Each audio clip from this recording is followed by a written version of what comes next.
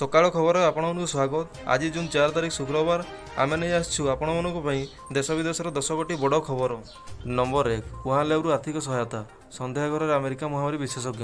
ପୃଥିବୀରେ କରୋନା ମହାମାରୀ ଯୋଗୁଁ ସଙ୍କଟ ସୃଷ୍ଟି ହୋଇଛି। ଏପରିସ୍ଥଳେ ଚାଇନାର ଉହାନ ଲ୍ୟାବ୍ରୁ ଆର୍ଥିକ ସହାୟତା ଯୋଗାଇ ଦେଇଥିବା ଅଭିଯୋଗ ହୋଇଛି। ଆମେରିକା ମହାମାରୀ ବିଶେଷଜ୍ଞ ଆନ୍ଥୋନି ଫୌସି ଏନେଇ ସନ୍ଦେହ ଘରରେ ରହିଛନ୍ତି। ଆମେରିକା ଗଣମାଧ୍ୟମ ସଂସ୍ଥା ୱାସିଂଟନ ପୋଷ୍ଟରେ ଏନେଇ ଖବର ପ୍ରକାଶ ପାଇଛି। ଆନ୍ଥୋନିଙ୍କ ପାଖକୁ ଆସିଥିବା 300 ପୃଷ୍ଠାର ଇମେଲରୁ ଏହା ଜଣାପଡ଼ିଛି। 2020 ଜାନୁଆରୀ ଜୁନ୍ ମଧ୍ୟରେ ଏସବୁ ଇମେଲ ଆନ୍ଥୋନିଙ୍କ ପାଖକୁ ଆସିଛି। ଉହାନ ଲ୍ୟାବ୍ର ବୈଜ୍ଞାନିକଙ୍କ ସହିତ ଆନ୍ଥୋନି ଯୋଗାଯୋଗରେ ରହିଥିଲେ। ମିଳିତ ଭାବେ କାମ କରିବାକୁ ଉହାନ ଲ୍ୟାବ୍ରୁ ଆନ୍ଥୋନିଙ୍କ ପାଖକୁ ଆସିଥିବା ଇମେଲରେ ଉଲ୍ଲେଖ କରାଯାଇଛି। ଚାଇନା ବିଶେଷଜ୍ଞଙ୍କ ସହିତ ଆଲୋଚନା ପରେ ଆନ୍ଥୋନି ମାସ୍କ ପିନ୍ଧିବା ଉପରେ ଗୁରୁତ୍ୱ ଆରୋପ କରିଥିବା କୁହାଯାଇଛି। ନମ୍ବର 2, ଇଂଲଣ୍ଡ ଗସ୍ତର ଭାରତୀୟ କ୍ରିକେଟ ଟିମ୍। ବିସିସିଆଇ ସେୟାର କଲା ଫଟୋ। ଭାରତର ପୁରୁଷ ଓ ମହିଳା କ୍ରିକେଟ ଟିମ୍ ଏକ ଚାର୍ଟ ବିମାନରେ ଗୁରୁବାର ଦିନ ଇଂଲଣ୍ଡ ଗସ୍ତରେ ବାହାରିଛନ୍ତି। ଭାରତୀୟ କ୍ରିକେଟ କଣ୍ଟ୍ରୋଲ ବୋର୍ଡ ଖେଳାଳିଙ୍କ ଫଟୋ ଟ୍ୱିଟ୍ କରିଛି। ବିସିସିଆଇ କ୍ୟାପ୍ଟେନ୍ ବିରାଟ କୋହଲି, ଇଶାନ୍ତ ଶର୍ମା, ମହମ୍ମଦ ସିରାଜ, ମହିଳା କ୍ରିକେଟର ମିତାଲି ରାଜ, ଝୁଲନ ଗୋସ୍ୱାମୀଙ୍କ ଫଟୋ ଟ୍ୱିଟ୍ କରିଛି। ସମସ୍ତ ଖେଳାଳି ମାସ୍କ ପିନ୍ଧିଥିବା ନଜର ଆସିଛନ୍ତି। ପ୍ରଥମ ଥର ପାଇଁ ଭାରତୀୟ ପୁରୁଷ ଓ ମହିଳା କ୍ରିକେଟ ଟିମ୍ ଏକାସଙ୍ଗେ ଗସ୍ତ କରିଛନ୍ତି। ଉଭୟ ଟିମ୍ ଲଣ୍ଡନରେ ପହଞ୍ଚିବା ପରେ ସାଉଥମ୍ପଟନ୍ ଯିବେ। ସେଠାରେ ଖେଳାଳି କ୍ୱାରେଣ୍ଟାଇନରେ ରହିବେ। ସାଉଥମ୍ପଟନରେ କ୍ୱାରେଣ୍ଟାଇନର ଅବଧି ପୂରା କରିବା ପରେ ପୁରୁଷ ଟିମ୍ ଜୁନ୍ 18 ତାରିଖରୁ ନ୍ୟୁଜିଲାଣ୍ଡ ବିପକ୍ଷରେ ୱାର୍ଲ୍ଡ ଟେଷ୍ଟ ଚାମ୍ପିଅନସିପ୍ର ଫାଇନାଲ ମ୍ୟାଚ୍ ଖେଳିବେ। ନମ୍ବର 3, 8 ବର୍ଷର ଶିଶୁ କରୋନା ରୋଗୀଙ୍କ ଶୌଚାଳୟ ସଫା କଲା। ମହାରାଷ୍ଟ୍ରର ବୁଲଢାଣାରୁ ଏକ ଅଭାବନୀୟ ଘଟଣା ସାମ୍ନାକୁ ଆସିଛି।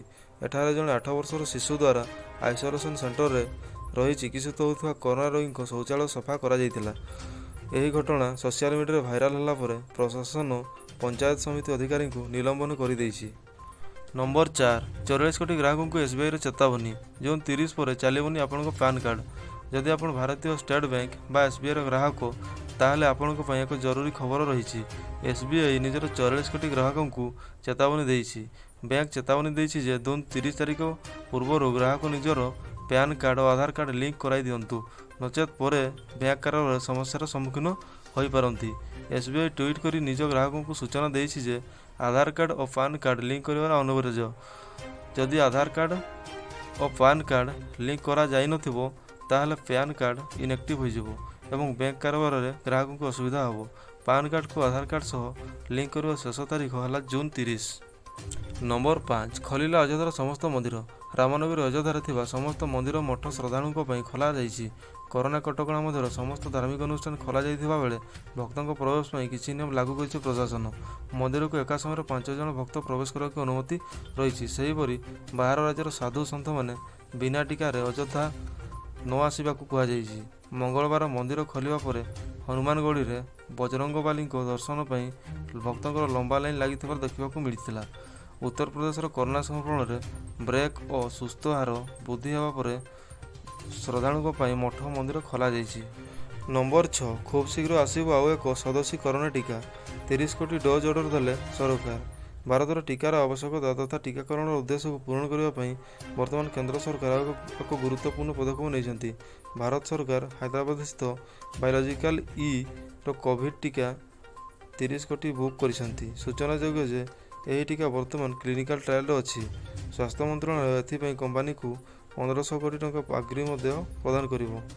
ଭାରତ ବାୟୋଟେକ୍ର କୋଭାକ୍ସିନ୍ ପରେ ଏହା ଭାରତରେ ପ୍ରସ୍ତୁତ ହେଉଥିବା ଦ୍ୱିତୀୟ ଟିକା ହେବ। ନମ୍ବର 7, ଓଡ଼ିଶା ଆଦର୍ଶ ବିଦ୍ୟାଳୟ ଉପଦେଷ୍ଟା ବିଜୟ କୁମାର ସାହୁଙ୍କ ପରଲୋକ। ଓଡ଼ିଶା ଆଦର୍ଶ ବିଦ୍ୟାଳୟ ଉପଦେଷ୍ଟା ବିଜୟ କୁମାର ସାହୁଙ୍କ ପରଲୋକ। ସାଇ ଇଣ୍ଟରନ୍ୟାସନାଲ ସ୍କୁଲର ଚେୟାରମ୍ୟାନ୍ ମଧ୍ୟ ଥିଲେ ବିଜୟ ସାହୁ। ହାଇଦ୍ରାବାଦର ଏକ ଘରୋଇ ହସ୍ପିଟାଲରେ ତାଙ୍କର ପରଲୋକ ହୋଇଯାଇଛି। କରୋନା ପରବର୍ତ୍ତୀ ଜଟିଳତା ନେଇ କିଛି ଦିନ ହେବ ଗୁରୁତର ଥିଲେ। ଭୁବନେଶ୍ୱରରୁ ଏୟାର ଆମ୍ବୁଲାନ୍ସରେ ତାଙ୍କୁ ହାଇଦ୍ରାବାଦ ପଠାଯାଇଥିଲା। ସେଠାରେ ଚିକିତ୍ସିତ ଅବସ୍ଥାରେ ତାଙ୍କର ମୃତ୍ୟୁ ହୋଇଛି। ତାଙ୍କର ପରଲୋକ ନେଇ ସାଇ ଇଣ୍ଟରନ୍ୟାସନାଲ ସ୍କୁଲର ଲୋକ ସମ୍ପର୍କରେ ଅଧିକ ସୃଷ୍ଟ କରିଛନ୍ତି। ନମ୍ବର 8, ଦ୍ୱାଦଶ ଶ୍ରେଣୀ ବୋର୍ଡ ପରୀକ୍ଷା ବାତିଲ କଲେ ୟୁପି ସରକାର। ଉତ୍ତରପ୍ରଦେଶ ମାଧ୍ୟମିକ ଶିକ୍ଷା ପରିଷଦ ଗୁରୁବାର ଦିନ ରାଜ୍ୟରେ କରୋନା ଭାଇରସ ପରିସ୍ଥିତିକୁ ଦୃଷ୍ଟିରେ ରଖି ଦ୍ୱାଦଶ ଶ୍ରେଣୀ ପରୀକ୍ଷାଙ୍କ ପାଇଁ ବୋର୍ଡ ପରୀକ୍ଷା ବାତିଲ କରିଛି। ଦଶମ ଏବଂ ଏକାଦଶ ଶ୍ରେଣୀରେ ସେମାନଙ୍କ ପ୍ରଦର୍ଶନକୁ ଆଧାର କରି ଛାତ୍ରଛାତ୍ରୀମାନଙ୍କୁ ମୂଲ୍ୟାଙ୍କନ କରାଯିବ। ଜୁଲାଇ ମାସ ଦ୍ୱିତୀୟ ସପ୍ତାହରେ ଦ୍ୱାଦଶ ଶ୍ରେଣୀର ପିଲାମାନେ ପ୍ରତ୍ୟେକ ବିଷୟରେ 90 ମିନିଟର ପରୀକ୍ଷା ଦେବାକୁ ଶିକ୍ଷା ବୋର୍ଡ ପୂର୍ବରୁ ପ୍ରସ୍ତାବ କରିଥିଲା।